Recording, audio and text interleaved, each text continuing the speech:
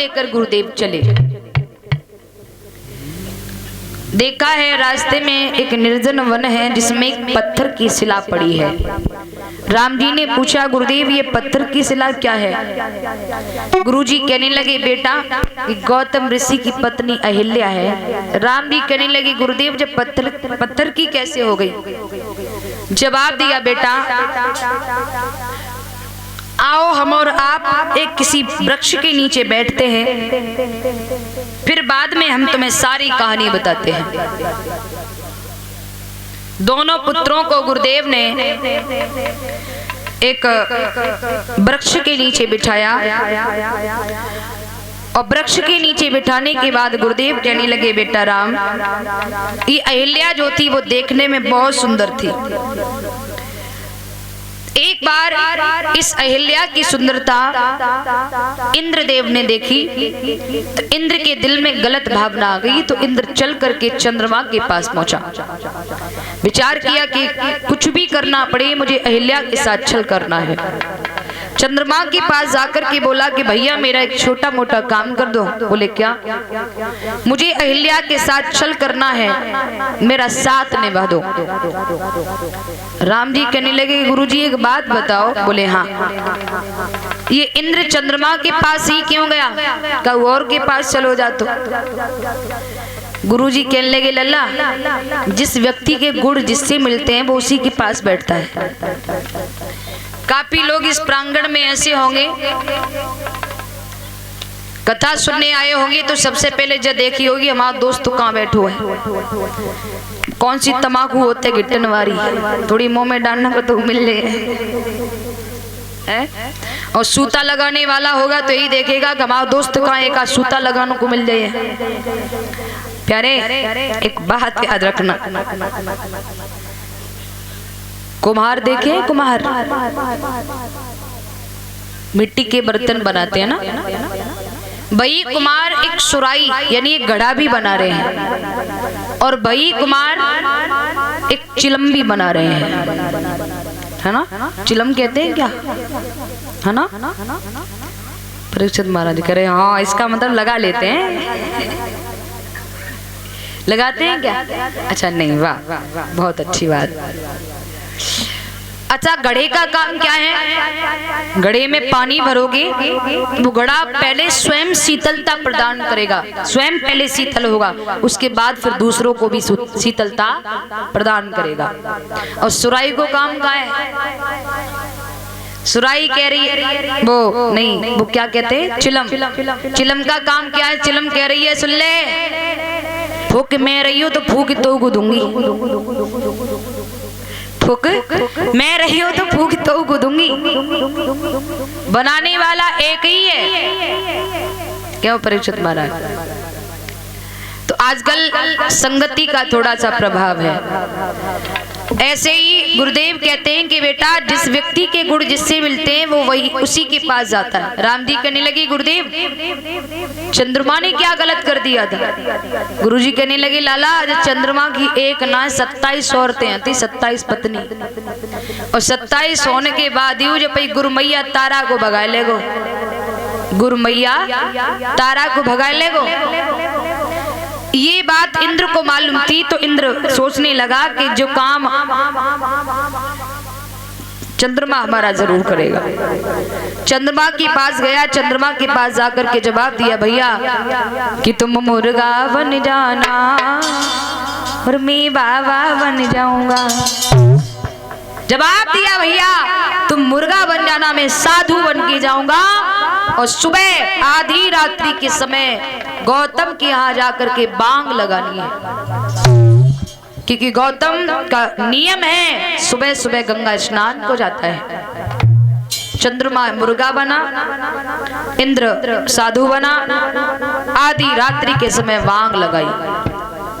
विद्वान कहते हैं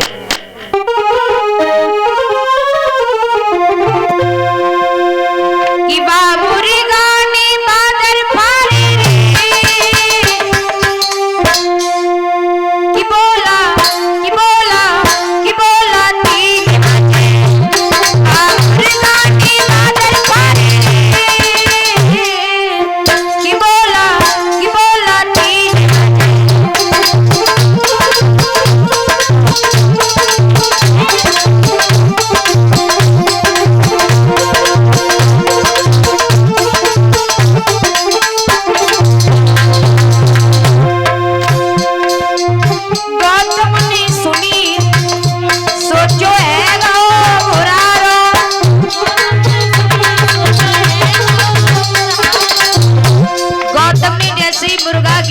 सुनी तो विचार करने लगे, सुबह आज बहुत जल्दी हो गया।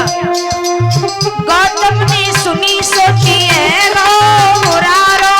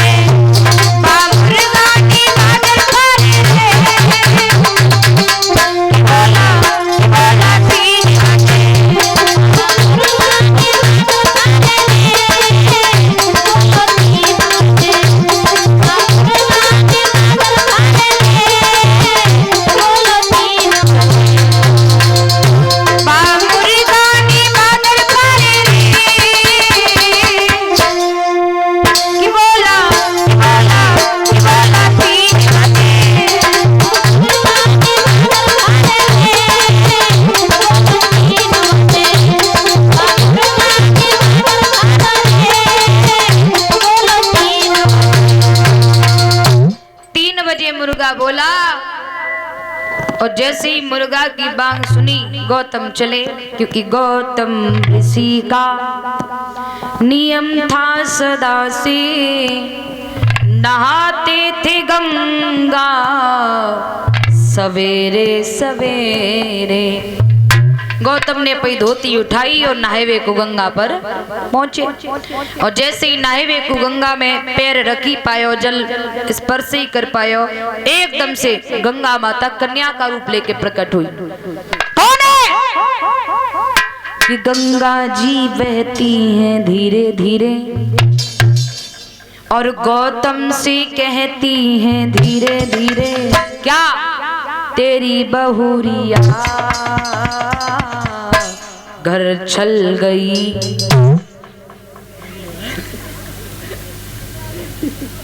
जाकर देख, तेरी पत्नी के साथ छल हो रहा है। गौतम भीगी हुई साड़ी लेके भागे। चंद्रमा को देखो है साधु के रूप में, वो मुर्गा के रूप में, तो भीगी हुई साड़ी चंद्रमा को मुर्गा के रूप में मारी। आज भी उस चंद्रमा के अंदर धब्बा लगा हुआ है।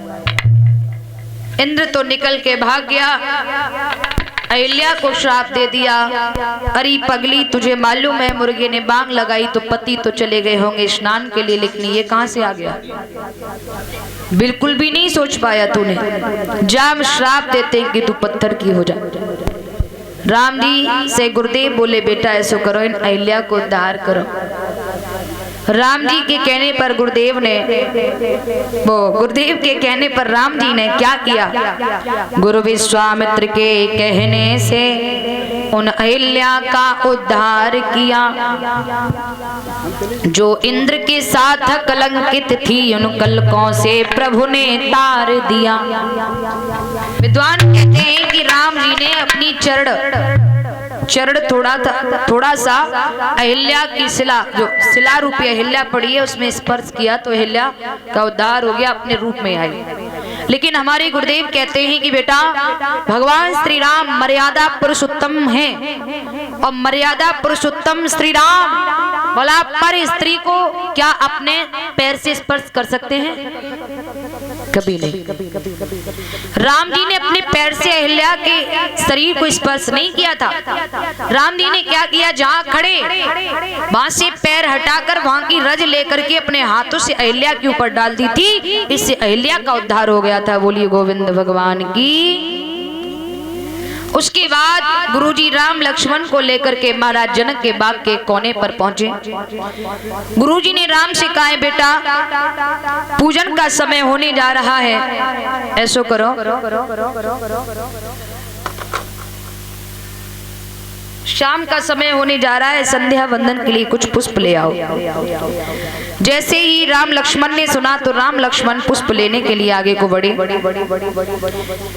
इधर राम लक्ष्मण जी पुष्प लेने के लिए आगे को बढ़े और इधर जनक दुलारी सीता साथ में सहेलियों को लेकर के प्यारे उसी बाग में गिरजा मैया की पूजा करने आई। और जैसे ही सीता जी की एक सहेली ने दूर से राम जी को देखो तो दौड़ के राम जी के पास आई, टकटकी लगाई कि देखत रही। अंत में लौट के सीता के पास आई और बोली, जी ऐसा लग रहा है जिन राम जी की चर्चा हम वर्षों से सुन रहे हैं, वही राम जी आ गए हैं क्या? बोले हाँ। सीता जी राम जी को देखने को आगे बढ़ी। राम सीता को, सीता राम को एक दूसरे को देख रहे हैं। विद्वान लिख रहे हैं,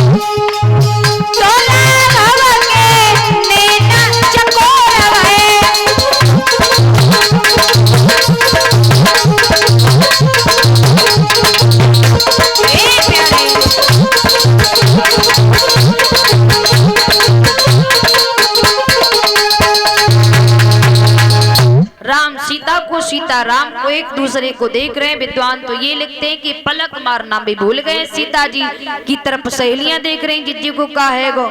लक्ष्मण भैया राम भैया की तरफ देख रहे ने है का गो, ये फूल ले बे आई जी करे का रे। लक्ष्मण ने राम जी को पकड़ के हिलाया, भैया क्या हो रहा है? गुरुदेव ने कहा है पुष्प लेकर चलने हैं। सहेलियन ने सीता को पकड़ो, जिज्जी क्या सोच रहे हैं? सीता जी मन में शर्मा गई, लेकिन सहेलियों ने जब राम जी को देखा विचार करने लगी, हे प्रभु अगर यही राम हमारी सीता के जीवन में आ जाएं तो 4 चांद लग जाएंगे। सीता जी गिरजा मैया की पूजा करने को पहुंची और प्रार्थना की है कि माते मुझे वरदान दो, मुझे आशीर्वाद दो, धनुष को तोड़ने वाले हो यही भगवान श्री राम, हमारे जीवन साथी हो यही भगवान श्री राम। गिरजा मैया से पूजा वरदान यानी आशीर्वाद लेने के बाद सीता जी लौटकर जनकपुरी में आई। महाराज जनक को खबर दी है कि गुरुदेव विश्वामित्र राम लक्ष्मण को लेकर आए हैं। इधर राम लक्ष्मण पुष्प लेकर गुरुदेव के पास पहुंचे। इधर महाराज जनक को जब ये मालूम पड़ा कि गुरुदेव राम लक्ष्मण को लेकर आए हैं, तो महाराज जनक रथ तैयार करके ढोल लंगाड़ों के साथ में पुष्पों की बारिश करते हुए बड़े सम्मान से महाराज विश्वामित्र को अपने बाग से और घर पर ले गए।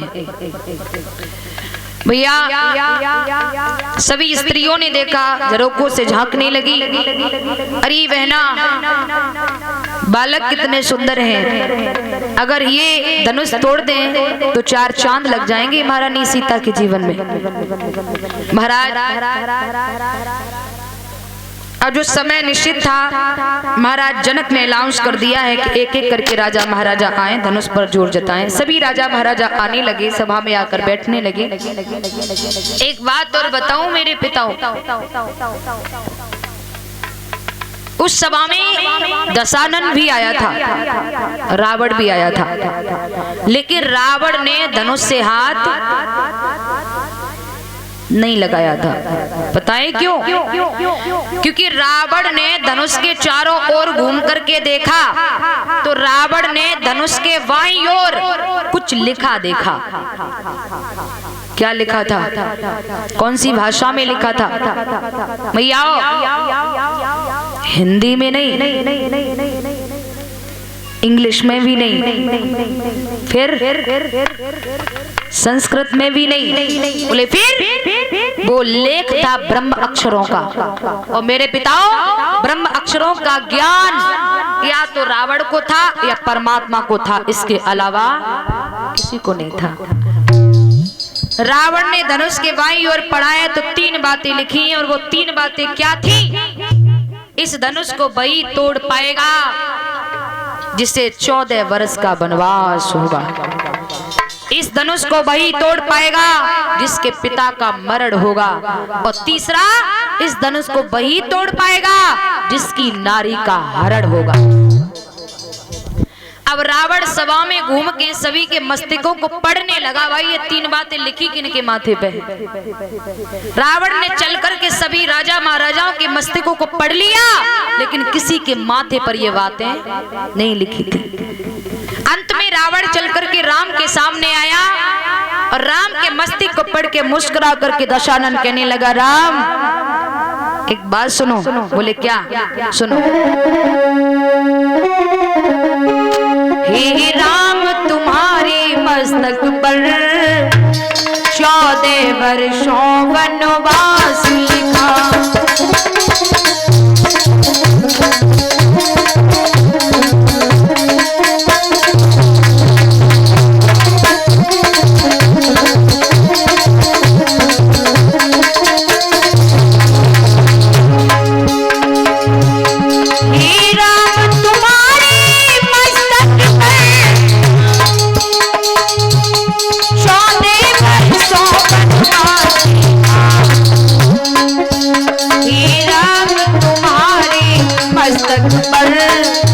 तुम्हारे बाबुल का मरण लिखा।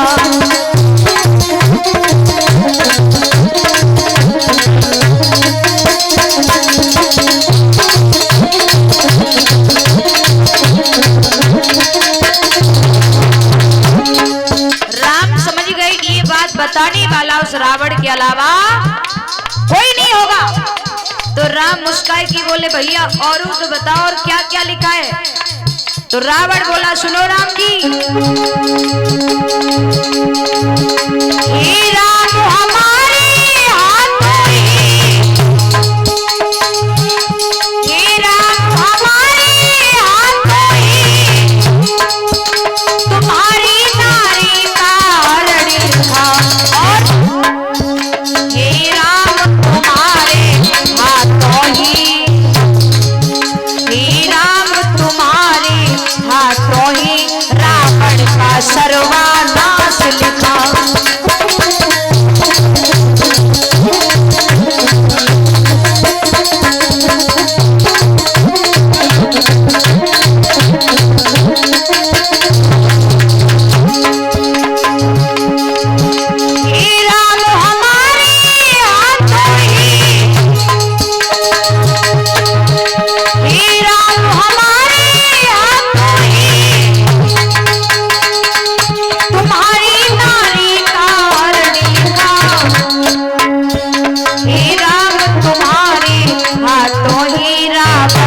सर्वनाश लिखा।